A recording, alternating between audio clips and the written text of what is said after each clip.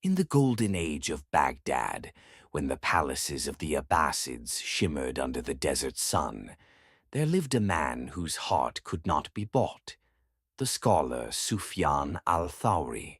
He was a man of deep piety, a voice of truth in an age of power and gold, and far above the Tigris River, on a throne of silk and marble, ruled Caliph Abu Jafar al-Mansur, the mighty founder of the great Abbasid Empire. One day the Caliph summoned Sufyan to his palace. The guards led the humble scholar through shining halls, where every step echoed against the stone. And there, upon the throne, sat the commander of the faithful himself. The Caliph spoke. "Sufyan ibn Sa'id, I have heard of your wisdom and your righteousness. The people follow you. I wish to appoint you as chief judge over my empire." Sufyan bowed his head and said softly, "O commander of the faithful, I am not fit for this task." The Caliph leaned forward, his voice firm. "Not fit? You are the most learned of men. Would you have me appoint a fool instead?" Sufyan raised his eyes and said, "O commander of the faithful, the judge sits between Allah and his servants. A single unjust ruling may weigh heavier than 1,000 sins. How can I bear that burden when I can scarcely answer for my own soul?" The Caliph's tone hardened. "Do you defy the command of your ruler?" Sufyan replied, "I obey when you command what pleases Allah.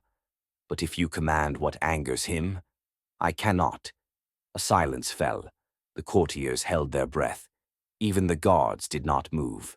The Caliph asked coldly, "Do you fear me, Sufyan?" And Sufyan said, "No, commander of the faithful.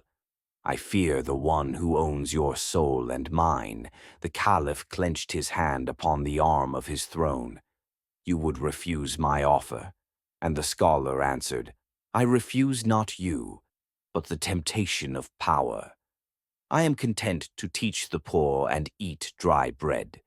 Leave the judgment of kings to those who seek this world." For a long moment, the Caliph stared at him. Then, with a slow breath, he said, "Go then, Sufyan al-Thawri. But know this, a man who flees from power must be ready to flee from kings." Sufyan bowed once more and said, "Then may Allah grant me feet swift enough to flee from both hellfire and palaces." He turned and walked away, his simple robe brushing the marble floor, while the ruler of the mightiest empire in the world watched in silence.